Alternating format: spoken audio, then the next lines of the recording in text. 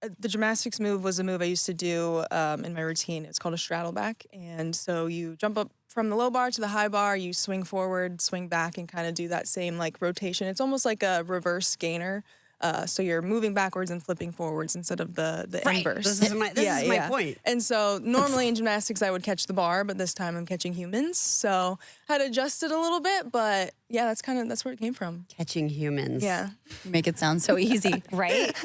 And gymnastics is primarily where you came from. Yes. That's your biggest sport background. Yeah. And you've been doing gymnastics your whole life? Yeah, pretty much. I started in ballet. My mom was a coach. She didn't really want me in the whole like gymnastics world just because she kind of knew how tough it was and, you know, how hard the coaches can be on you. But I went into my ballet lesson and I just got on the bar and started doing a bunch of flips. My mom was like, okay, well, looks like she's going to be a gymnast. And I took my first class and I absolutely loved it.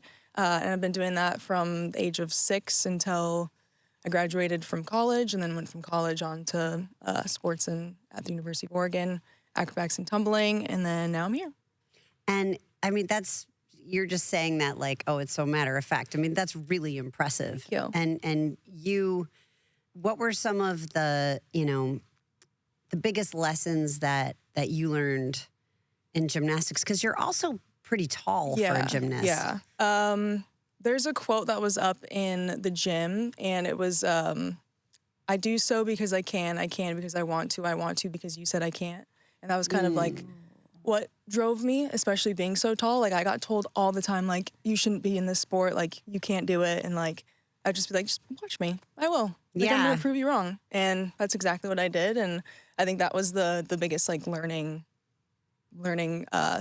aspect that I had to go through, was just, like, proving people wrong and just proving that I can do whatever I want. Yeah, well, you can. Yeah. And the University of Oregon is, I mean, that's pretty high level gymnastics. That's not something you just casually. Yeah. Well, I actually did acrobatics and tumbling, which is like a whole different sport. Oh, okay. It is a pretty new sport, and it's really unique. So it's a mixture of gymnastics and competitive cheer almost. So it's not necessarily like the hair, the makeup, the like go team and stuff like that. It's more so a sport. Like, it is a Division I sport.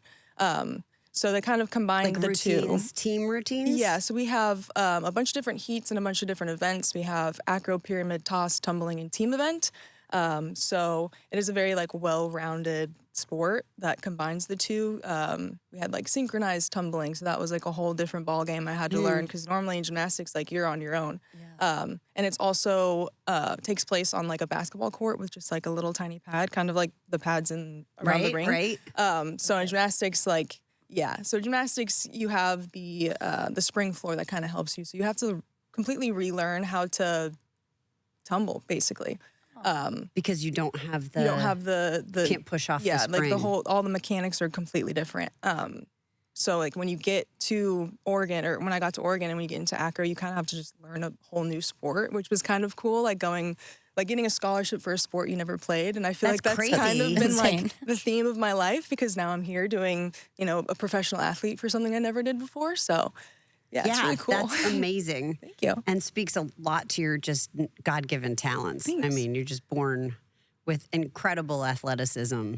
Like, so your mom was a ballerina? No, she's a gymnast and a gymnastics coach. Yeah. Oh, I misunderstood. I thought she was a ballerina, wanted you to do ballet, but then you wanted to do gymnastics. No, other way. So Reverse. she's Okay. a gymnast and a coach, and then wanted me to be a ballerina and a florist, which definitely didn't do either of them.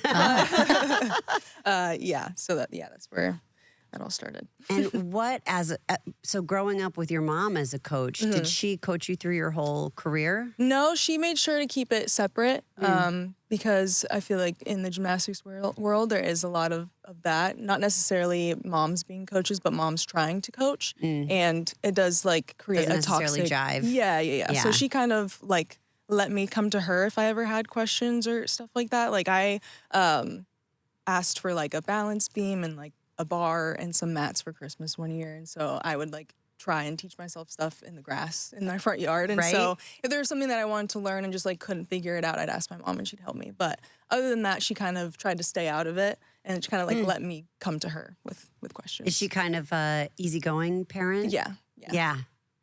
And your dad? Yeah, they're both pretty chill. Pretty chill. Pretty much the same as me. California. Yep. California. Yeah. California vibes. Yeah, that's awesome. How would Yeah. you describe California vibes? Yeah, I just chill and laid back and just not taking things too seriously. So even in such a competitive sport, Mm-hmm. you were able to have more of a laid back approach. Yeah. Yeah. I guess in terms of like being competitive, I am very competitive, but I don't, let others' actions or how they're performing affect me. I kind of try and instead of being like competing against other people, I'm competing against myself every time. So no matter if I get first place or not, like as long as I did better than before, like that's all I can ask for. I try to have that mindset as well because I find, not that I was ever like a professional competitor at anything, but whenever you're going up against somebody else in anything, Yeah. Anytime I would try to compare myself, I'd fail. Yeah.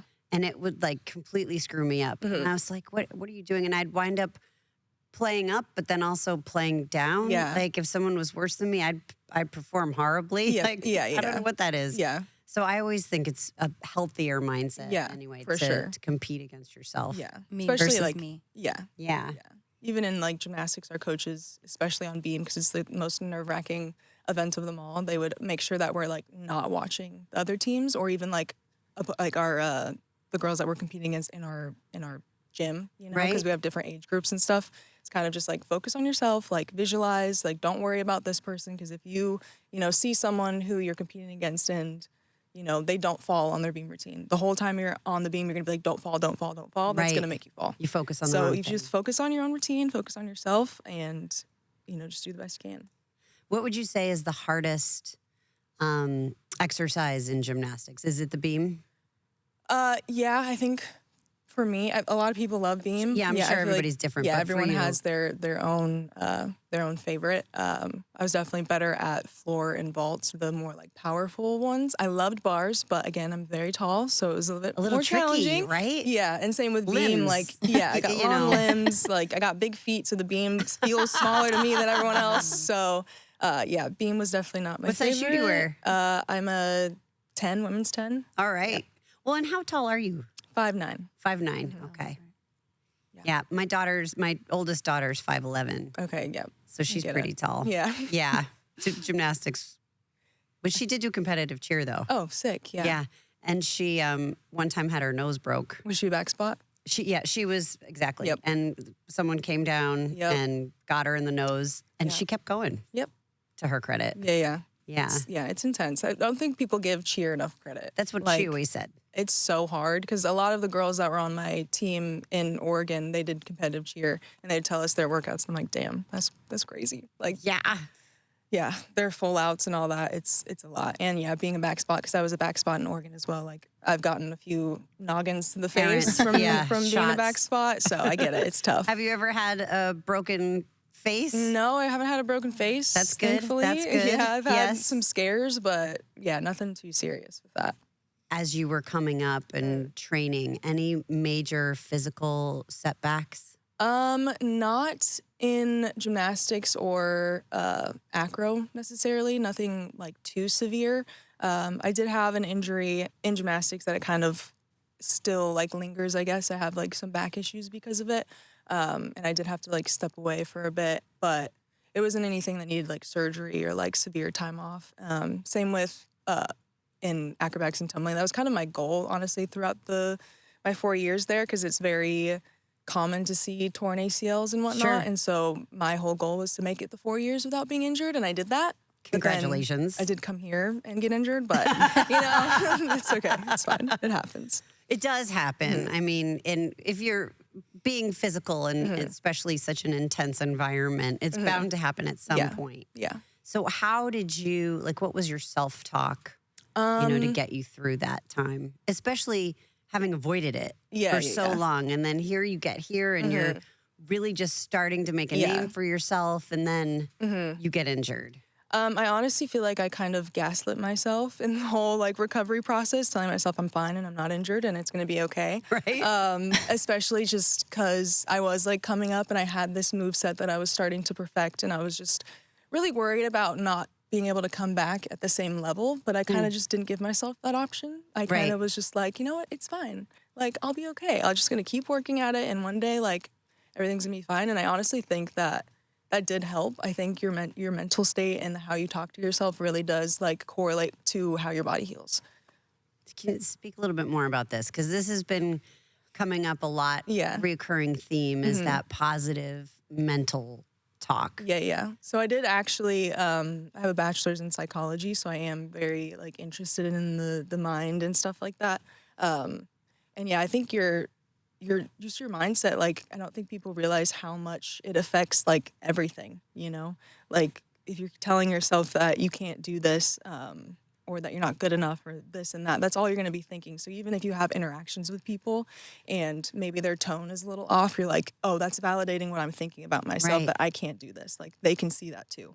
But if you flip it and, you know, they're saying the same thing and you're trying to think of everything in a positive light, you get a whole different message to what someone's saying, especially with like critiquing in matches or like I made a mistake instead of like, oh, they're actually looking out for me and they're trying to help me. So it is just like a mindset shift with all of that. And even just like within recovery, just being like, it's going to be okay. Like people go through this all the time. Like it's not the end of the world. That perspective is so refreshing. Thank you. And it is true. It's like I've found myself in the negative place, Yeah. right? And then someone says something and you're right. You do. It's like, oh, it does validate Yeah. what you were thinking, but they might not have meant it Yeah. that way at all. Yeah. But you don't believe it then when they say Exactly. that. It's like, oh, you said it and, you know, Yeah, I like, knew oh, I they wasn't just feel good bad enough. for me or, Yeah. you know, yeah. And they're like, no, I didn't mean that at all. And Yeah. yeah, sure. No, it's okay. I know, I suck. Yeah. But that's not the reality. And Yeah. like you make your own reality.